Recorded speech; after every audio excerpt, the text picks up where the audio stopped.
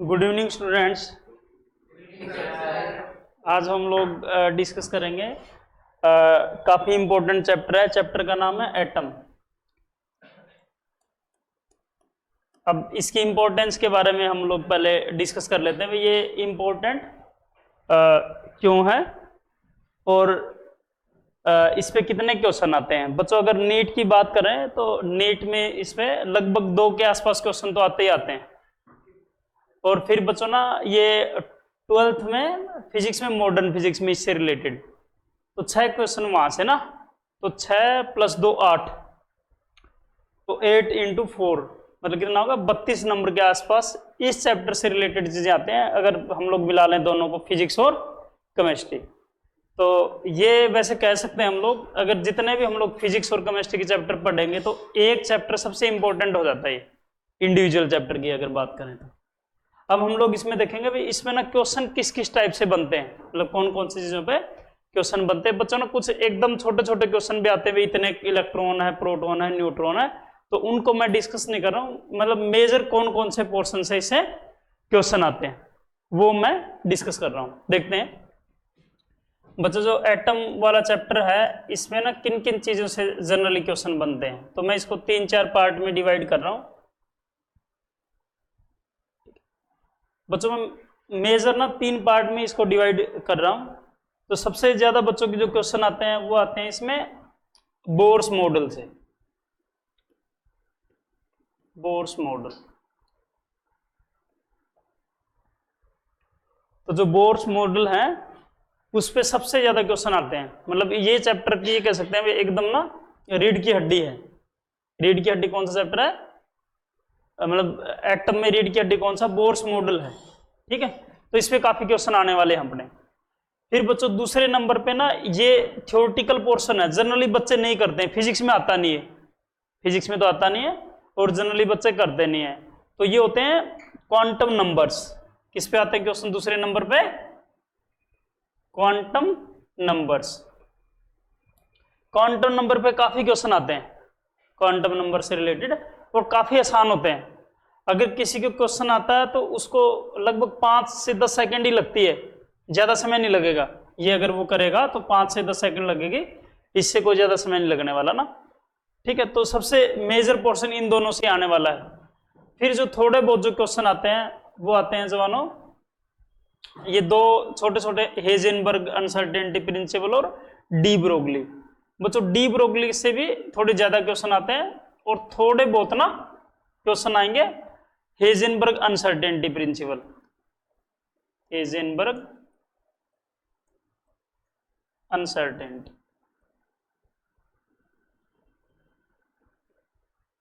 अब ये इतने ज्यादा तो क्वेश्चन नहीं आते हैं। अब बच्चों 4th में मैं बता रहा हूं जिनसे ना भी क्वेश्चन थोड़े बहुत आते हैं, थोड़े बहुत आते हैं, तो ज्यादा इंपॉर्टेंट नहीं है, जिनसे थोड़े थोड़े क्वेश्चन आते हैं। बच्चों एक तो प्लैंक्स क्वांटम थ्योरी, ये हम लोग पढ़ेंगे।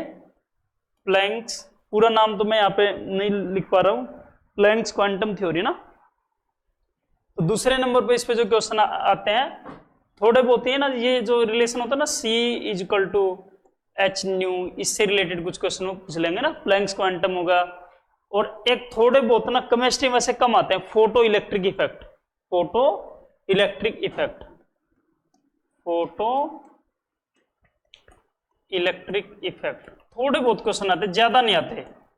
केमिस्ट्री में तो बहुत ही कम, फिजिक्स में फिर भी थोड़े बहुत ज्यादा क्वेश्चन आते हैं। ठीक है, अच्छा बोर्स मॉडल में साथ में इंक्लूड है अपने आप इंक्लूड इसमें हाइड्रोजन स्पेक्ट्रम। क्या इंक्लूड है, हाइड्रोजन स्पेक्ट्रम। अभी मैं जो पढ़ा रहा हूं वो चीजें तो ज्यादा पढ़ा रहा हूं, बट आप लोगों को इन पे ध्यान रखना है। बोर मॉडल और इसके अंडर ही है हाइड्रोजन स्पेक्ट्रम। सबसे ज्यादा क्वेश्चन इस पे आएंगे, हाइड्रोजन स्पेक्ट्रम। क्लियर। अब हम लोग इस चैप्टर को पढ़ते हैं। तो आप लोगों को बोर मॉडल पे सबसे ज्यादा ध्यान देना है, दूसरे नंबर पे इस पे ध्यान देना, क्वांटम नंबर पे। फिर डी ब्रोगली हेजेनबर्ग थोड़े थोड़े से, और 1-2 क्वेश्चन जैसे प्लैंक्स क्वांटम होगा, C=H न्यू, इस पे थोड़ा बहुत होगा, और फोटो इलेक्ट्रिक इफेक्ट। अब बच्चों ना भाई जो एटम है, एटम हम लोगों को पता ना एटम में क्या होता है, एटम एक गोले टाइप का स्ट्रक्चर है, मतलब स्फीयर मानते हैं ना, परफेक्टली स्फीयर। तो इसमें ऐसे पॉजिटिव है ये न्यूक्लियस है, और इसके अराउंड ना ऐसे इलेक्ट्रॉन्स रिवॉल्व हो रहे हैं। ये सबको आइडिया है ही, सबको आइडिया नहीं। तो जो न्यूक्लियस है, न्यूक्लियस में प्रोटॉन होते हैं और न्यूट्रॉन होते हैं, और बाहर की साइड इलेक्ट्रॉन रिवॉल्व करते रहते हैं इसके अराउंड। ठीक है, पता ना सबको ये। अब हम लोग ना इनमें कंपैरिजन कर रहे हैं जो एटम के सब पार्टिकल्स ना, तो एटम के अंदर जो पार्टिकल होते हैं उनको सब एटॉमिक पार्टिकल कहते हैं। तो ये क्या है, सब एटॉमिक पार्टिकल, सब एटॉमिक पार्टिकल। ये सबको क्लियर है कि सब एटॉमिक पार्टिकल। फिर बच्चों देखो ना इनके सिंबल क्या है, ये टेबल पे देखे ना, अगर टेबल पे हम लोग देखें, देखते हैं क्या क्या टेबल पे। अगर टेबल की बात करें हम लोग, इसमें बच्चों इसने पहला सिंबल दे रखा है इलेक्ट्रॉन। अगर एटम की हम लोग बात करें, पहला सिंबल है इलेक्ट्रॉन का, ई लिख रहा है, ई पे -1। प्रोटॉन का इसने पी लिखा हुआ है, कहीं कहीं जगह पी पॉजिटिव लिख लेते हैं, न्यूट्रॉन को छोटा एन। हाँ, अब देखो इसमें क्या कि नेचर कैसा होता है, इलेक्ट्रॉन पे बच्चों चार्ज होता है नेगेटिव, पता ना सबको, प्रोटॉन पे पॉजिटिव और न्यूट्रॉन पे न्यूट्रल। फिर इसने बोला कि भी ये ना हाइड्रोजन एटम के कंपैरिजन में क्या है, तो इलेक्ट्रॉन बच्चों 1/84, 1/1840 के आसपास बोल रखा है। जितना हाइड्रोजन का मास होता है उसका कितना होता है, लगभग 1840, मतलब कहने का मतलब 1840 इलेक्ट्रॉन का जितना मास होगा उतना हाइड्रोजन एटम अकेले का मास होता है। पता लग रहा है सबको। फिर और ये किसके इक्वल होता है, प्रोटॉन का मास हाइड्रोजन के इक्वल होता है और न्यूट्रॉन का मास भी हाइड्रोजन के इक्वल होता है। एक्चुअल में होता है क्या, न्यूट्रॉन का मास थोड़ा सा ज्यादा होता है प्रोटॉन से, तो इन्होंने एक्चुअल मास भी बता रखा है। तो इलेक्ट्रॉन का मास क्या होता है, 9.1 × 10⁻28 ग्राम है। कितना है, 28 ग्राम। इसमें क्या 1.67 × 10⁻24 ग्राम, सेम मास इसका है, और थोड़ा सा न्यूट्रॉन का मास ज्यादा होता है। ठीक है, चार्ज इस पे क्या है, जनरली इस पे -1 लिखते हैं। एक्चुअल चार्ज तो क्या होता है, एक्चुअल चार्ज तो है इस पे 1.6 × ये नीचे लिखा हुआ ना 10⁻, ये लिखा हुआ 1.6 × 10⁻⁻19 कूलम है, ये एग्जैक्ट चार्ज इसमें। बट इसको -1 लिखेंगे और प्रोटॉन को प्लस लिखेंगे, और इस पे कोई चार्ज नहीं होता। इवन एक यूनिट होती है ESU, क्या यूनिट होती है, ESU। तो ESU यूनिट में कितना चार्ज होता है इस पे किसी को पता है, 4.8 × 10⁻⁻10 चार्ज होता है इलेक्ट्रॉन पे भी और प्रोटॉन पे भी।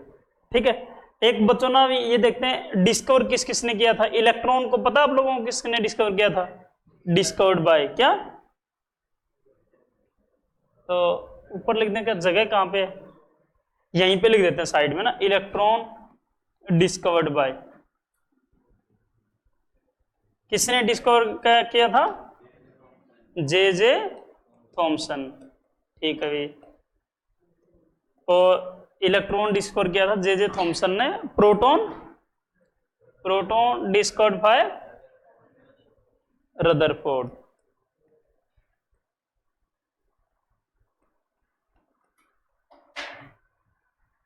और न्यूट्रॉन जेम्स चैडविक। बच्चों रदरफोर्ड का ना ई गोल्डस्टीन भी है, क्या है, ई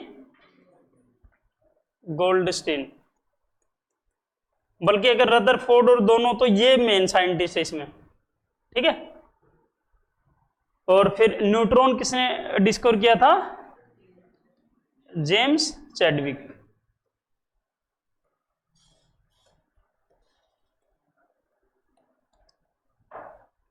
ये सबको क्लियर है। हाँ, फिर बच्चों ना भाई इसने हम यहाँ पे फिर नेक्स्ट है आइसोटोप। आइसोटोप क्या होता है, थोड़ा थोड़ा लिखते हैं एक लाइन इनके बारे में, जैसे लिख लेते हैं आइसोटोप। आइसोटोप में क्या होता है, same atomic number different atomic mass, इसके एग्जाम्पल क्या क्या होंगे? अगर एग्जाम्पल देखें तो काफी इसके एग्जाम्पल हो सकते हैं। एग्जाम्पल देखो, हाइड्रोजन के 3 आइसोटोप हैं, ऑक्सीजन के भी होते, कार्बन ना, कार्बन 612, कार्बन 614। तो इसमें होता क्या, एटॉमिक नंबर तो सबका सेम है और मास अलग अलग है, ठीक है। तो आइसोटोप, बहुत सारे एटम के आइसोटोप एग्जिस्ट करते हैं, ठीक है। फिर बच्चों आइसोबार, ये बात करते हैं आइसोबार। तो आइसोबार क्या होते हैं? आइसोबार में क्या होता है? Same a different Z, different Z. इसके एग्जाम्पल करते हैं। जैसे बच्चों कैल्शियम का मास कितना होता है? 40, एटॉमिक नंबर 20। आर्गन का मास 40, एटॉमिक नंबर 80। समझ रहे ना आप लोग? ऐसे ये भी है, जैसे नाइट्रोजन का एटॉमिक नंबर 14, मास, एटॉमिक नंबर 7, मास 14। कार्बन का भी एक आइसोटोप नहीं होता है, ठीक है। तो किसके एग्जांपल हो गए? आइसोबार के। फिर क्या था? आइसोटोन। आइसोटोन में क्या होते हैं? Same neutron. आइसोटोन, आइसोटोन में क्या होते हैं? Same neutron. और न्यूट्रॉन क्या होता है? ए माइनस जेड। न्यूट्रॉन क्या होता है? ए माइनस जेड। तो सेम न्यूट्रॉन के एग्जांपल देखेंगे ना, ए माइनस जेड की वैल्यू सेम आ रही हो। तो जैसे एल्यूमिनियम 327, एल्यूमिनियम के बाद क्या था? सिलिकॉन 428। इसमें ना ए माइनस जेड करोगे तो 14 आ रहा है। इसके एग्जांपल हो गए आपस में आइसोटोप हो गए, ठीक है। फिर और देखते हैं। अब बच्चों ना जनरली कैथोड रे पे ना ज्यादा कोई क्वेश्चन नहीं आते हैं, हम लोग इसको बस एक रीडिंग लेते हैं, इनके एक रीडिंग लेते हैं, ठीक है। हाँ देखो, इनकी एक एक रीडिंग ले लेते हैं। थोड़ा सा मैं बड़ा कर लेता हूं ताकि आप लोगों को ये दिख भी जाए सबको। बड़ा तो हो ही नहीं रहा है। हाँ अब बच्चों इनकी रीडिंग ले लेते हैं ना। तो इसने क्या लिखा? Properties of cathode rays. पहला क्या लिखा इसने? Cathode rays always travel in straight line. जैसे अपनी जो नॉर्मल लाइट होती है वो स्ट्रेट लाइन में ट्रेवल करती है, तो उसी की तरह कैथोड रेज भी स्ट्रेट लाइन में ट्रेवल करती है। Cathode rays consist of material particle possess energy, hence they can produce mechanical effect. तो ये कह रहा है कि भाई इनके पास ना कंसिस्ट ऑफ मटेरियल, मटेरियल का मतलब क्या? इसमें मास होता है। कैथोड रेज कंसिस्ट ऑफ, क्या लिखना है? Material particle. मैटर की क्या डेफिनेशन होती है? जिसमें मास हो, और इनमें एनर्जी भी होती है। तो ये बोल रहा कि इसलिए ना दे can produce mechanical effect. Mechanical effect कैसे होता है? अगर हम लोग ना, जैसे भाई एक ये लैपटॉप है, अगर लैपटॉप को मैं पुश करूंगा ना तो इसकी पोजीशन डिस्प्लेस हो जाएगी। तो ये किसका एग्जांपल हो? ये क्या होगा? मैकेनिकल, क्या होगा जवानों? ये मैकेनिकल इफेक्ट हो गया। पता लग रहा है ना सबको मैकेनिकल इफेक्ट क्या है? अच्छा, फिर क्या? Cathode rays consist of negatively charge particle. तो इन पे चार्ज कौन सा होता है? Negative. Cathode rays ionize gas through which they travel. तो जिसके थ्रू भी ये ट्रेवल करेंगे उसको आयोनाइज कर देते हैं। क्यों? क्योंकि इन पे खुद पे चार्ज होता है। खुद पे चार्ज तो क्या कर सकते हैं? आयोनाइज कर सकते हैं। फिर क्या? Cathode raise heat up the object on which they fall. तो इसी की तरह हो रहा ना, जैसे बच्चों ना भाई, जैसे मेटल की कोई शीट है, अगर हम लोग उस पर हथौड़ा मारेंगे तो क्या होगा? वो हीट अप नहीं हो जाएगा? तो सेम, अगर जो कैथोड रेज हैं किसी मेटल शीट पे किसी चीज पे भी स्ट्राइक करेंगे तो उसको हीट अप कर देंगे। कहने का मतलब जो उन पे एनर्जी थी वो किस में कन्वर्ट हो जाएगी? हीट एनर्जी में। ये बात आ रही समझ में? When they strike an object, a part of kinetic energy is transferred to the object, resulting in the rise in the temperature. तो कौन सी एनर्जी में कन्वर्ट होगी? है हीट। पता लग रहा है सबको? कैथोड रेज के एक दो और इन्होंने पॉइंट लिखे हो तो पढ़ लेते हैं हम लोग। Cathode rays produce green fluorescence on glass surface. अच्छा, फ्लोरोसेंस में क्या होता है कि कोई मतलब ये रे इस पे स्ट्राइक करेगी और इससे मतलब क्या होगा? इल्यूमिनेंस टाइप होगा। इल्यूमिनेंस का मतलब क्या? इससे जो भी ना ये इसने क्या बोला है, इस टाइप की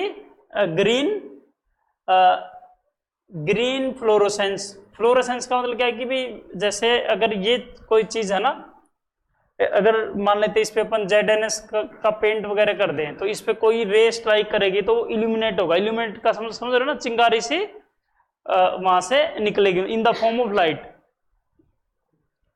फिर क्या, when cathode rays falls on certain metal like copper x-ray are produce, x-ray are not deflected by any. अच्छा ये बोला कि अगर इस पे प्रोड्यूस करेंगे तो एक्सरे पे कोई चार्ज नहीं होता, एक्सरे पे कोई भी चार्ज नहीं होता। अगर इन पे चार्ज नहीं है तो उनको इलेक्ट्रिक फील्ड डिफ्लेक्ट करेगा, ना ही मैग्नेटिक फील्ड। और कैथोड रेज को दोनों ही डिफ्लेक्ट करेंगे, इलेक्ट्रिक फील्ड भी और मैग्नेटिक फील्ड भी। तो ये बात पता लग रही है क्या? और ये इसने क्या बोला कि mass of electron is very small compare to mass of atom. ये बात तो सही है ना, हाइड्रोजन से ही बहुत कम होता था, और हाइड्रोजन से तो लगभग सारे एटम क्या होते हैं, हैवी होते हैं, हैवी होते हैं ना। अच्छा इसने अगर same type of negatively charge particle are formed even if different gases are taken in the discharge tube. ये बोल रहा है कि अगर कोई भी गैस लें तो हमेशा ना ये सेम होंगे, क्योंकि इससे इलेक्ट्रॉन निकल रहे हैं। तो इलेक्ट्रॉन बच्चों कहीं से भी आ जाए, वो ऑक्सीजन गैस के हों तो भी सेम बात है, वो नाइट्रोजन गैस के हों सेम बात है, वो किसी तीसरी गैस मान लेते हुए हीलियम के हों, ठीक है, या क्लोरीन के हों, समझ रहे ना आप लोग, या फ्लोरीन के हों, तो इलेक्ट्रॉन है सभी के लिए। अगर इलेक्ट्रॉन वहां से निकलेगा तो सबके लिए क्या रहेगा, आइडेंटिकल या डिफरेंट? आइडेंटिकल होगा ना। अब ये एनोड रेज की बात कर रहा है, तो इसने बोला कि एनोड रे भी स्ट्रेट लाइन में जाती हैं, लगभग सेम है ना। Anode rays consist of material particle, ये भी सेम है। एनोड आर डिफ्लेक्टेड बाय, ये भी होगा deflected by both electric and magnetic field. इसने बोला anode rays are deflected by electric field towards negatively charge. क्यों? क्योंकि खुद पे इन पे पॉजिटिव चार्ज होता है, तो किस साइड भागेंगे, नेगेटिव चार्ज साइड ना। This indicate that they are positively charge. और इसने ये बोला कि मैग्नेटिक फील्ड से भी डिफ्लेक्ट होंगे ना। फिर इसने क्या बोला है, the charge to mass ratio particle of anode rays are determined by, ये जो भी वीन नाम का साइंटिस्ट है, यूजिंग थॉमसन टेक्निक।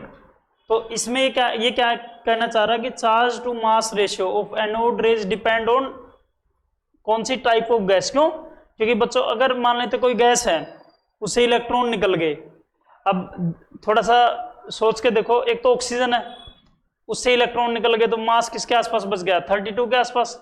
अगर नाइट्रोजन है उससे इलेक्ट्रॉन निकल गया तो मास किसके आसपास बच गया, 28 के आसपास। तो दोनों अलग अलग है ना, क्योंकि नाइट्रोजन वाले पे मास कितना 28 है और ऑक्सीजन वाले पे मास, अगर वो क्लोरीन होता तो 71 होता, समझ रहे ना, 35.5 इंटू 2। क्लियर? तो इसलिए एनोड रेज क्या होंगी, अलग अलग गैस यूज करेंगे तो अलग अलग उनका चार्ज बाय मास या अलग अलग मास भी आएगा ना। क्लियर हो रहा? फिर क्या कि nature of anode rays depend on the nature of gas. ठीक है, तो ये बात होगी ना क्लियर। अब बच्चों ने ये बस हम लोगों ने लाइनें से ही पढ़ी हैं, बस ये लाइनें ना पढ़ी हैं और ये नहीं, और इन पे इतने ज्यादा क्वेश्चन भी नहीं आते हैं, इतना ध्यान रहना चाहिए।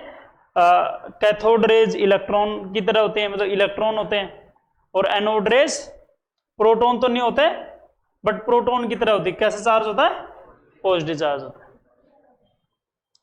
फिर ये ना इलेक्ट्रोमैग्नेटिक रेडिएशन, ये मैक्सवेल ने ये किया था। इसने देखो बच्चों ना वेव को समझा रखा है।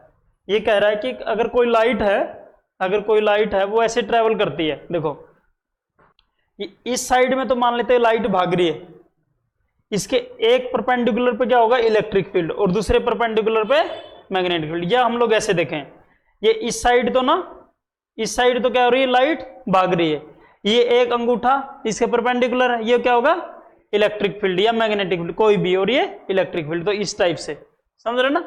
और ये किस नेचर की होती है, वेव। तो दो वेव बनी होती हैं, एक तो अंगूठे वाली एक्सिस पे और एक ये जो बीच वाली उंगली इस वाली एक्सिस पे। और ये वाली उंगली किसको इंडिकेट कर रही है, प्रोपेगेशन। प्रोपेगेशन का मतलब मोशन, मतलब जिस साइड लाइट भाग रही है। क्लियर हो रहा है सबको?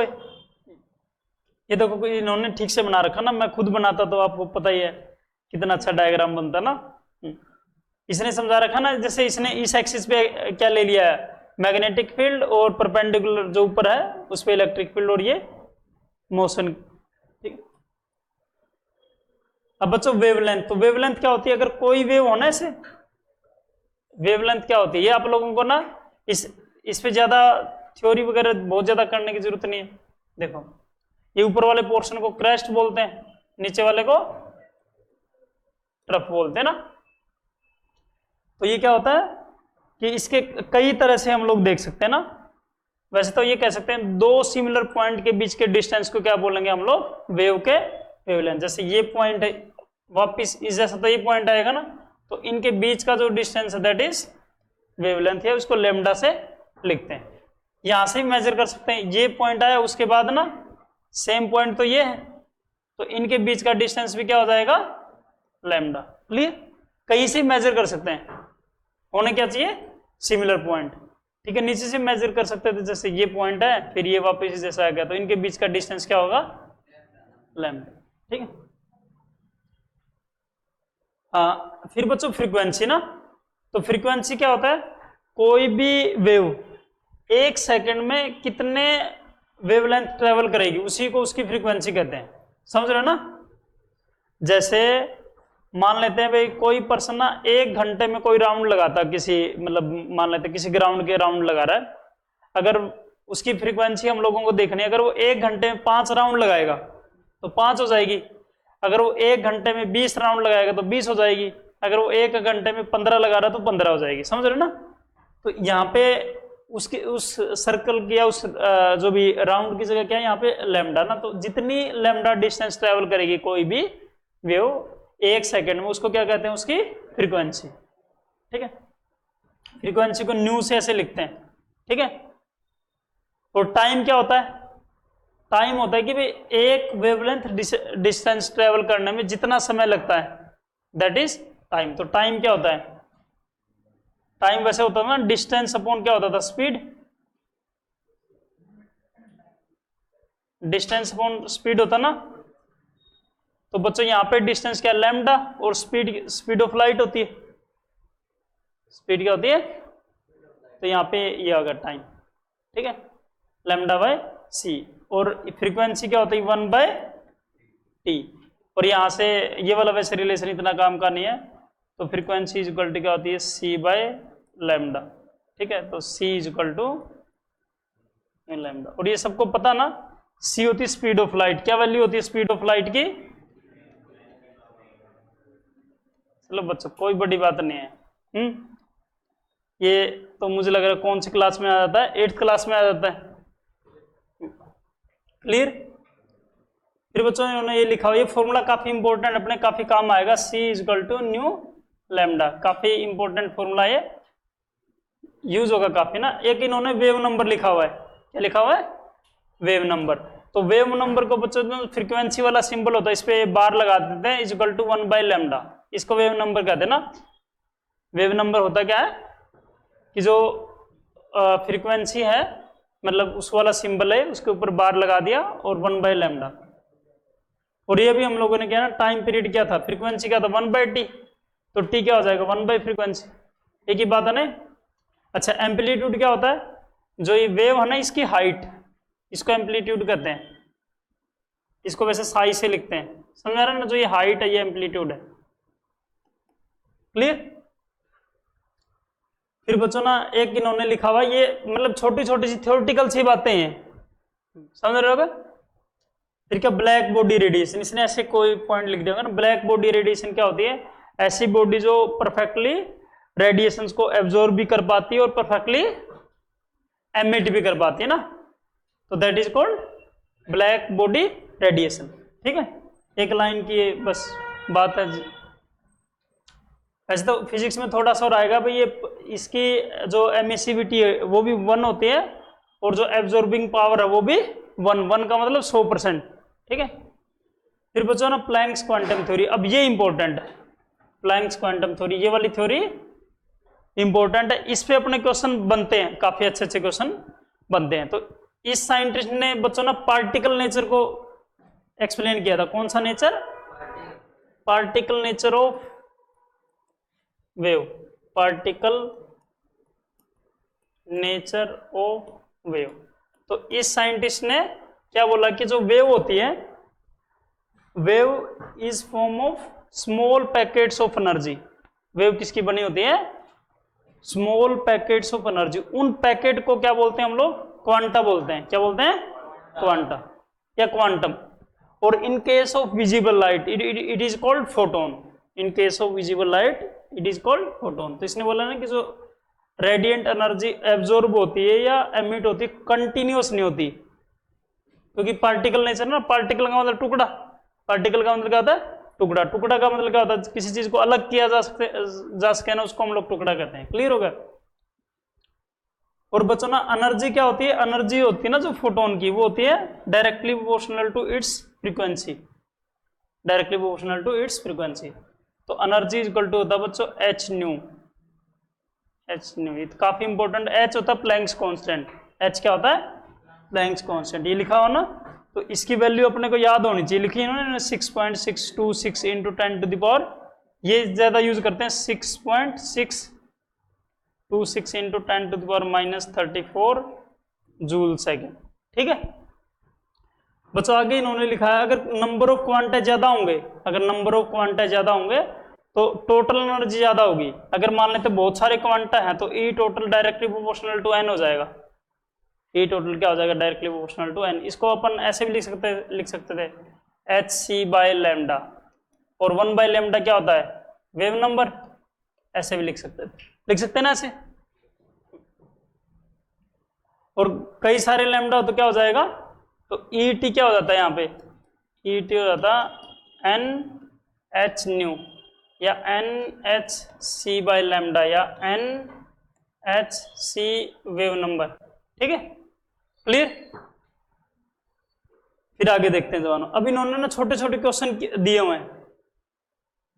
ठीक है, अब इसने क्या बोला कि भाई ये एनर्जी तो ये है और वेवलेंथ निकालनी है, तो फॉर्मूला कौन सा यूज हो जाएगा, एनर्जी इज इक्वल टू क्या होता है, एच सी बाय लैम्डा। तो लैम्डा इज इक्वल टू क्या आ जाएगा, एच सी बाय ई। सिंपल है ना। बट आप लोग ना नैनोमीटर में इसमें ध्यान रखोगे, कॉन्सेप्ट आ रहा है ना समझ में। नैनोमीटर के कन्वर्जन में अभी देखो आंसर तो सारे ही पास में, तो आप लोगों को पावर का ध्यान रखना बस। आप लोग गलती कहां पे होने वाली, इसमें पावर में गलती होने वाली और कहीं गलती नहीं होने वाली, क्योंकि बाकी वैल्यू तो सेम है, सोल्व करने की जरूरत भी नहीं, ये करने की जरूरत है। फिर देखो, और ये किस में आया हुआ, AIPMT में या नीट में कह सकते हैं क्वेश्चन आया हुआ। एक बच्चों ना ये जेई मेंस का क्वेश्चन है। इसने क्या बोला कि कोई एक gas absorb photon of 355 nanometre and emits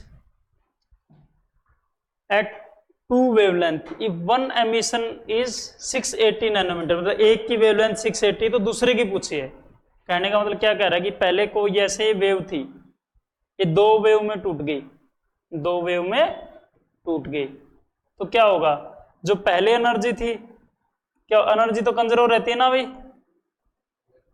तो क्या हो जाएगा, E is equal to E1 plus E2। इसको सोल्व कर दोगे ना आप लोग। E क्या होता है, H c by lambda. E1 क्या हो जाएगा, h c by lambda 1 plus h c by lambda 2। H c से एच सी कैंसिल हो गया, क्या हो गया, यहां से आ गया, यहां से आ गया जवानों 1 by lambda is equal to 1 by lambda 1 plus 1 by, एक देर रखना है। पहले वाला कितना था, 355 is equal to 1 by 680 plus दूसरा लैम्डा। निकाल के देखो, निकाल लोगे ना, करो सोल्व करो जल्दी से।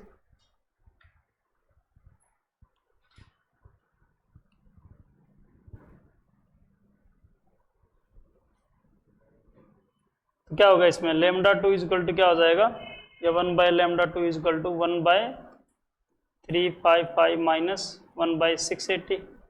इसको 680 माइनस 355 लिख दें, ये इंटू हो जाएगा। पूरा क्लियर, सोल्व कर लोगे ना। तो ऐसे सोल्व करना है। फिर आगे देखते हैं बच्चों फोटो इलेक्ट्रिक इफेक्ट। नेक्स्ट क्या है, फोटो इलेक्ट्रिक इफेक्ट। वैसे इस पे ज्यादा क्वेश्चन नहीं मिलेंगे केमिस्ट्री में, फिजिक्स में ज्यादा क्वेश्चन मिलेंगे, इसमें केमिस्ट्री में ज्यादा क्वेश्चन नहीं मिलने वाला इससे रिलेटेड। अब देखते हैं भाई फोटो इलेक्ट्रिक इफेक्ट क्या होता है। फोटो इलेक्ट्रिक इफेक्ट होता क्या है। अब बच्चों क्या होता है फोटो इलेक्ट्रिक इफेक्ट देखते हैं। अब बच्चों कोई भी मेटल होता ना, मेटल, फोटो का मतलब होता है लाइट, फोटो का मतलब क्या होता है लाइट, और इलेक्ट्रिक का मतलब होता है इलेक्ट्रॉन। इलेक्ट्रिक का मतलब क्या है इलेक्ट्रॉन। कहने का मतलब लाइट से इलेक्ट्रॉन निकल जाते हैं किसी मेटल के, तो उसी को क्या बोलते हैं फोटो इलेक्ट्रिक इफेक्ट। तो ये क्या बोल रहा है कि कोई लाइट आई, जैसे इसमें दिख रहा ना, लाइट आएगी इस मेटल पे स्ट्राइक करेगी, इस मेटल पे स्ट्राइक करेगी और इससे इलेक्ट्रॉन निकाल देगी। क्या निकाल देगी इलेक्ट्रॉन। तो उसी फिनोमेना को क्या बोलते हैं फोटो इलेक्ट्रिक इफेक्ट। तो काफी सिंपल है ना। अच्छा फिर इसमें बच्चों मेटल है, मेटल में तो एटम होते हैं, तो एटम के मान लेते हैं ऐसे कोई एटम है, इसके ऊपर इलेक्ट्रॉन्स है ना बहुत सारे ऐसे, तो ऊपर वाले इलेक्ट्रॉन को ही रिमूव करेगी, नीचे वाले को नहीं। क्यों? क्योंकि पहले तो एनर्जी किस में लगेगी, जो सबसे ऊपर है उसमें एनर्जी कम लगेगी तो वो रिमूव हो जाएगा, नीचे वाले नहीं होंगे। क्लियर, पता लग रहा नहीं।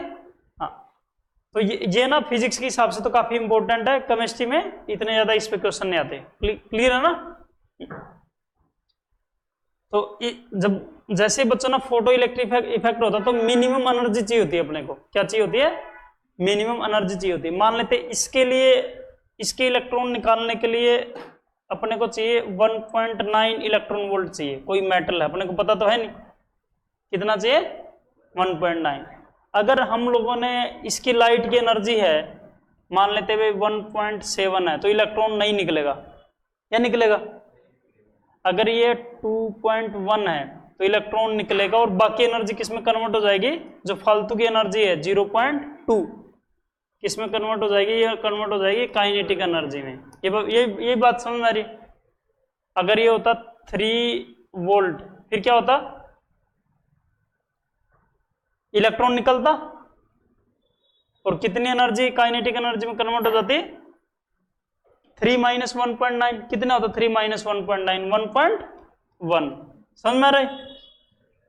अब बच्चों ना इसके इन्होंने मैथमेटिकल इक्वेशन से बना दी ना बच्चों। जो इसमें क्या हो रहा है कि ये एनर्जी ऑफ रेडिएशन थी ना, जो रेडिएशन आई मतलब जो फोटोन आया, फोटोन कह सकते हैं ना, विजिबल लाइट वाले केस को तो फोटोन ही कह सकते हैं। जो फोटोन आया equal to 5 plus kinetic energy.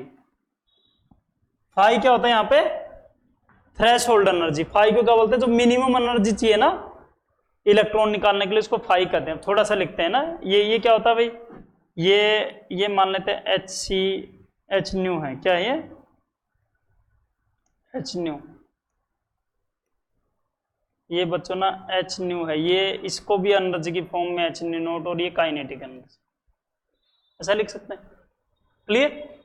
हाँ, अब बच्चों ना इससे सीधे सीधे क्वेश्चन पूछे जाते हैं, तो मैं थोड़ा थोड़ा और डिटेल में करवा रहा हूं। तो हम लोगों को पता ना जो ये होगा, ये बाकी सारी चीजें पता ना, ये तो थ्रेशोल्ड फ्रीक्वेंसी क्या होती है थ्रेशोल्ड, और ये नॉर्मल होगी ना। अब इसको अपन ना ऐसे भी लिख सकते हैं hc/λ equal to hc/λ naught plus kinetic energy. अब जो ये वाली वेवलेंथ है इसको क्या बोलते हैं थ्रेशोल्ड वेवलेंथ। समझ में तो आ रहा को नहीं। अच्छा, एक इस पे बच्चों क्वेश्चन ये पूछा जाता है कि भाई इसकी स्पीड क्या होगी, स्पीड क्या होगी जो इलेक्ट्रॉन निकलेगा। स्पीड निकालने के लिए तो अपने को काइनेटिक एनर्जी का फॉर्मूला एक्सपेंड करना पड़ेगा। तो काइनेटिक एनर्जी का फॉर्मूला क्या होता है, काइनेटिक एनर्जी इक्वल टू होता है 12 mv²। तो इसको एक्सपेंड करेंगे तो hc/λ minus hc/λ not equal to 12 mv²। तो बच्चों ने अगर v निकालना है यहां से तो v हो जाएगा hc/2 hc/m into 1 minus λ minus λ not, इस पूरे का अंडर रूट। सोल्व करने पे आ जाएगा। समझ रहे ना। क्लियर हो रहा है। ये मैंने इसको सोल्व कर दिया, अंडर रूट भी ले लिया यहाँ पे। क्लियर। ये वाला क्वेश्चन कई बार आया हुआ है तो इसलिए मैंने ड्राइव किया। ये वाला क्वेश्चन जेई मेंस में तो 2-3 बार आया हुआ, एक दो बार नीट में भी आया होगा। तो इंपॉर्टेंट है ये वाली डेरिवेशन से, इसलिए मैंने करवाई। ठीक, क्लियर होगा क्या। अब बच्चों इसमें ग्राफ दे रखा ना, तो ये काइनेटिक एनर्जी का भी निकालो ना। काइनेटिक एनर्जी क्या होती थी? काइनेटिक एनर्जी क्या होगी? जो H new minus H new not, ठीक है। तो बच्चों यहां तक ना ये ऐसा होता ग्राफ ना, ये ऐसे। तो जो ये वाला पॉइंट है ना जिसपे टच कर रहा है, ये न्यू नॉट है, यहां तक तो इलेक्ट्रॉन निकलेगा ही नहीं, तो काइनेटिक एनर्जी क्या आएगी? जीरो आएगी। काइनेटिक एनर्जी क्या आएगी? जीरो आएगी। और इसका स्लोप क्या है? जो इसके मल्टीपल में, ये समझ में आ रहा है? तो स्लोप इसका एच है, ठीक है। फिर बोलेगी kinetic energy of electron and intensity. तो इंटेंसिटी क्या होती है? इंटेंसिटी का लेना देना होता है नंबर ऑफ पार्टिकल से। इंटेंसिटी का लेना देना होता है नंबर ऑफ पार्टिकल से। ये एक इलेक्ट्रॉन की है काइनेटिक एनर्जी, ये क्या होती है? पर इलेक्ट्रॉन। अगर एक ही इलेक्ट्रॉन की काइनेटिक एनर्जी, तो उसका कुछ लेना देना नहीं है नंबर से, समझ रहे ना? उसका कुछ लेना देना नहीं है नंबर से, तो इसलिए ये क्या रहेगा? कांस्टेंट। तो ये दो ग्राफ भी ऐसे इंपॉर्टेंट थे, तो ये मैंने ये बताया। तो बच्चों ना इनसे रिलेटेड ये ग्राफ पूछ लिया ना इन्होंने जेईई मेंस में। देखो कौन सा सही आंसर इसका पता लग रहा आप लोगों को? इसने पूछा है काइनेटिक एनर्जी का और एनर्जी ऑफ लाइट का ना, कौन सा सही ग्राफ है बताओ? कौन सा? फर्स्ट है ना? देखो कितना आसान क्वेश्चन है, आसान ही है ना। तो जेईई मेंस में कब आया हुआ है? 2019 में, तो अभी ज्यादा समय नहीं हुआ, ठीक है। क्लियर हो रहा है सबको? फिर बच्चों ना ये जो भी एटॉमिक स्पेक्ट्रा है, मतलब ये छोटे छोटे से पॉइंट्स हैं, इनको तो आप लोग ना बस ये जो थ्योरी है ये पढ़ लोगे एक बार ना, इन पर कभी कोई क्वेश्चन नहीं आया हुआ किसी पे भी ना, मैंने बस लिख दिए थे, ठीक है। कभी कोई क्वेश्चन नहीं आया हुआ। हाँ ये थोड़ा बहुत इंपॉर्टेंट है स्पेक्ट्रम। जो लाइट है ना बच्चों, ये लाइट में ना बहुत कोई भी रे है या कोई भी, जैसे हमारे पास ना भी लाइट आ रही है, सन से लाइट आ रही है, तो उसमें ना अपने को जो एक ही लाइट दिखती है, हम लोगों को तो कौन सी दिखेगी? आंखों से तो सिर्फ कलर वाली लाइट दिखेगी, और कुछ जो रेडिएशन उसमें कलर नहीं होते ना, तो अपने को तो ये वाला पोर्शन दिखता बस। अब उसके ऊपर भी बहुत सारे क्या होती हैं? रेडिएशंस होती हैं। जैसे इन्होंने वेवलेंथ के हिसाब से लिखा हुआ है, तो विजिबल से ज्यादा वेवलेंथ किसकी होती है? इंफ्रारेड। इंफ्रारेड से ज्यादा माइक्रोवेव, माइक्रोवेव से ज्यादा रडार वेव, रडार वेव से ज्यादा टीवी वेव, टीवी से रेडियो, ठीक है। फिर इससे कम वाली भी होती है। कम वाली कौन सी होती है? जिनकी एनर्जी ज्यादा हो, अल्ट्रावायलेट, उससे कम एक्सरे, उससे कम गामा रे, और उससे कम। अगर ये एनर्जी में बोलता तो उल्टा हो जाता। एनर्जी देखो, इस साइड तो वेवलेंथ इंक्रीज हो रही, इस साइड ना फ्रीक्वेंसी भी इंक्रीज होगी और साथ में एनर्जी भी। ये बता रही समझ में? इस साइड क्या होगा? वेवलेंथ भी इंक्रीज होगी और नहीं, right side wavelength, left side frequency भी और एनर्जी भी, ठीक है। क्लियर? तो इसने एक बच्चों ना विजिबल की रेंज और दे रखी, थोड़ा बहुत ध्यान रखेंगे हम लोग विजिबल की रेंज कितनी है। तो इसने लिख रखा 3800 एंगस्ट्रॉम से 7600 एंगस्ट्रॉम, या 380 नैनोमीटर से 760 नैनोमीटर। तो नैनोमीटर में ध्यान रखो, नैनोमीटर ज्यादा सिंपल फॉर्म में। अब बच्चों एटॉमिक मॉडल आ गया ना, तो एटॉमिक मॉडल पहला कौन सा है? देखो इससे रिलेटेड क्या क्या क्वेश्चन बनते हैं वो भी अपन देखेंगे। तो अब बच्चों बहुत से साइंटिस्ट हैं जिन्होंने एटम के बारे में बताया कि भाई एटम ऐसा होता है, एटम ऐसा होता है, ठीक है। तो पहले और भी, इससे भी पहले बहुत से साइंटिस्ट थे, तो इसमें हम लोग जो मेन से साइंटिस्ट हैं उनके बारे में थोड़ा बहुत पढ़ेंगे। तो पहला कौन सा? J Thomson model, J Thomson model. तो बच्चों इस साइंटिस्ट ने आगे क्या बताया कि एटम बच्चों जो हमारा लड्डू होता है ना, लड्डू टाइप का स्ट्रक्चर है, जिसका पीला पार्ट होता है वो पॉजिटिव है, पॉजिटिवली चार्ज है, और जो उसके लड्डू में लाल लाल दाने होते हैं ना, तो वो इलेक्ट्रॉन्स हैं, या वो इलेक्ट्रॉन्स। जैसे इस मॉडल के और भी नाम, या इसको तरबूज टाइप भी बोलते हैं। जैसे तरबूज का बच्चों, तरबूज का जो स्ट्रक्चर होता है वो स्फीरोइड होता है ना। स्फीरोइड का मतलब कंप्लीट स्फीर नहीं होता है, स्फीर जैसा। तो तरबूज भी क्या होता है? स्फीर तो नहीं, बट स्फीर जैसा तो है। तो वाटरमेलन मॉडल, वाटरमेलन मॉडल पता है ना सबको ये? अच्छा, इसका एक नाम क्या, प्लम पुडिंग मॉडल भी बोल देते हैं इसको, क्या बोलते हैं, प्लम पुडिंग मॉडल। तो इस साइंटिस्ट ने तो क्या बताया कि जो एटम है, जो भी positively charge spheroid like structure और and electron are randomly distributed in it, और नेट चार्ज इस पे कुछ होता नहीं है, with no net charge. Net charge क्या आएगा इस पे, 0। ठीक है। और बच्चों ना इस साइंटिस्ट ने एक बड़ी बात ये बताई कि साइज ऑफ एटम बताया, साइज ऑफ एटम, ये आप लोगों को पता होना चाहिए। साइज ऑफ एटम इस साइंटिस्ट ने बताया कि 10⁻⁻10 मीटर, या किसके इक्वल होगा, 1 एंगस्ट्रॉम के इक्वल होता है, या इसके आसपास होता है। वैसे तो बच्चों अलग अलग होगा एटम का साइज, बट इसने आइडिया दिया। ठीक है, साइज ऑफ एटम का तो अपने को बस ये पता होना चाहिए, ये वाटरमेलन या लड्डू जैसा है, और साइज ऑफ एटम, और कुछ ये नहीं है अपने, और कोई क्वेश्चन नहीं आने वाले ना, इससे पता लग गए। फिर बच्चों ना भी जो ये मॉडल था, तो इसको मतलब ठीक से चेक करने के लिए रदरफोर्ड नाम का जो साइंटिस्ट था, उन्होंने एक एक्सपेरिमेंट किया। उन्होंने क्या किया, एक एक्सपेरिमेंट किया, और उस एक्सपेरिमेंट के आधार पे जो जे थॉमसन ने बोला था वो सारी चीजें एज इट इज नहीं मिली। जो जे थॉमसन ने बोला था वो सारी चीजें एज इट इज नहीं मिले, तो फिर सारी चीजें एज इट इज नहीं मिली, इन्होंने एक्सपेरिमेंट भी किया, तो फिर इन्होंने एक नया मॉडल बनाया, तो उसको क्या बोलते हैं, रदरफोर्ड एटॉमिक मॉडल। तो इन्होंने किया क्या था, मैं थोड़ा सा आइडिया दे रहा हूं बच्चों। इन्होंने एक गोल्ड फॉइल ली, यहां पे एक इन्होंने एक सोर्स लिया, एक अल्फा रे सोर्स लिया, अल्फा रे सोर्स। अल्फा रे सोर्स का मतलब क्या है, इन्होंने कोई ऐसा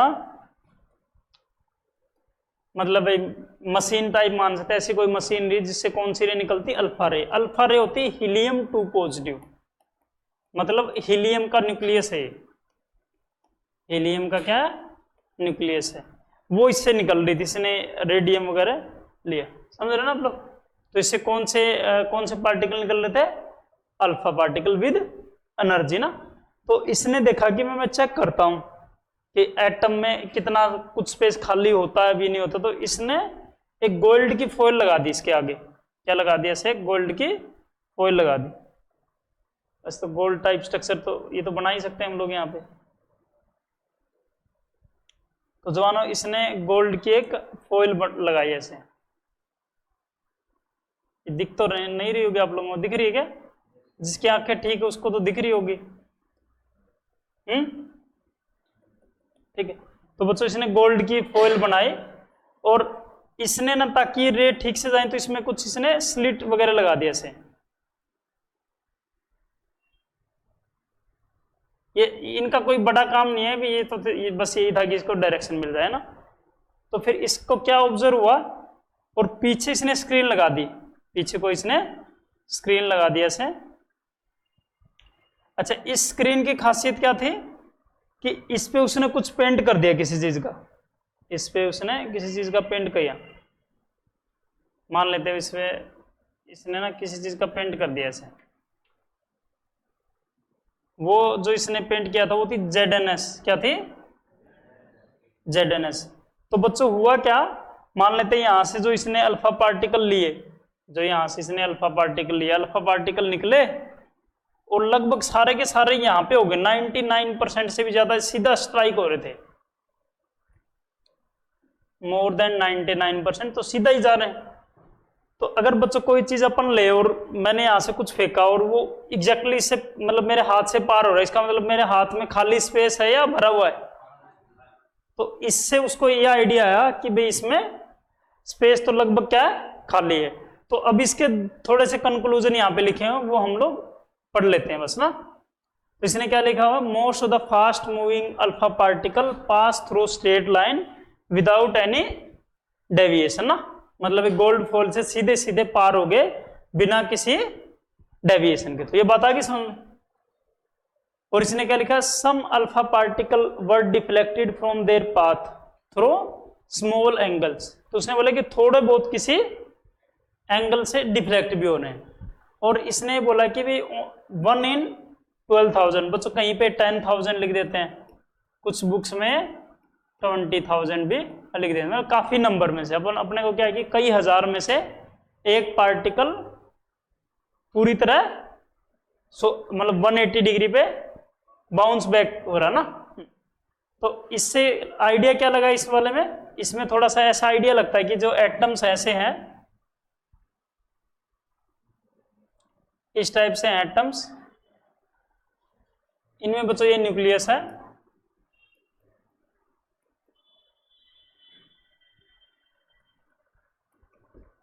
और लगभग रेज क्या हो रही थी जवानों, लगभग रेज तो इससे पास हो रही थी ना, लगभग रेज क्या हो रही थी, इससे पास हो रही थी, बहुत ज्यादा में से एक दो ही वापस हो रही थी, समझ रहे ना। हाँ। और एक दो बच्चों डिफ्लेक्ट भी हो रही थी, मान लेते हैं थोड़ी बहुत कोई डिफ्लेक्ट भी हो रही, तो इसके बेसिस पे इसने मॉडल बनाया ना। तो हाँ, एक बच्चों इससे ये आइडिया लग गया कि भाई इसको ना न्यूक्लियस पे पॉजिटिव चार्ज हो रहा है, क्यों, क्योंकि बच्चों ना अल्फा रे हम लोगों को पता पॉजिटिव चार्ज है, और न्यूक्लियस को वो टच नहीं कर पा रही, वापस बाउंस बैक हो रही है, इसका मतलब क्या हुआ, उस पर पॉजिटिव चार्ज और वो हैवी भी है, उस पर पॉजिटिव चार्ज और वो हैवी। वैसे भी बच्चों ना गोल्ड का एटॉमिक नंबर क्या होता है, एटॉमिक नंबर तो 97 और ये 197, तो काफी है ना, इससे तो काफी ज्यादा हैवी। हीलियम का मास कितना 4, 50 गुना के आसपास हैवी है, क्लियर। अब बच्चों अपने को इसमें ध्यान क्या क्या रखने की चीजें वो देखते हैं ना। तो इसने बोलते हैं कि एटम इज, इसने अपना मॉडल बनाया, इसने बोलते हैं कि atom is consist of positively charge centre called nucleus, या ये कह सकते हैं एक छोटी सी जगह होती है जिसमें पॉजिटिव चार्ज होता है, उसको इसने क्या बोल दिया, न्यूक्लियस बोल दिया ना। और मोस्ट ऑफ द जो मास है उसने बोला कि भाई न्यूक्लियस में ही होता है, क्योंकि बाकी जगह तो कुछ मिला ही नहीं। और इसने बोलता है कि भाई जो वॉल्यूम होता है न्यूक्लियस का बहुत ही कम होता है। अब बच्चों ना साइज ऑफ न्यूक्लियस यहाँ भी इंपॉर्टेंट है, किसके आसपास होता है, 10⁻⁻15 मीटर, ये इंपॉर्टेंट है, मतलब 1 पिकोमीटर के आसपास, ये पॉइंट यहाँ पे इंपॉर्टेंट है। और फिर इसने एक रफ सा आइडिया दे दिया एटम क्या होता है, एटम में न्यूक्लियस होता है, इसने ये आइडिया दिया, और इलेक्ट्रॉन इसके अराउंड होते हैं, ठीक, ये इसने आइडिया दिया। अब बच्चों ये मतलब एलिमेंट की रिप्रेजेंटेशन, ये तो आप लोगों को पता ही है ना कि कोई एटम है, ये नीचे एटॉमिक नंबर लिखते हैं, ऊपर एटॉमिक मास, यहाँ भी लिख सकते हैं, यहाँ भी, ठीक है। फिर बच्चों सबसे इंपॉर्टेंट इस चैप्टर में ना वो क्या है, बोर्स थ्योरी, तो ये सबसे इंपॉर्टेंट है।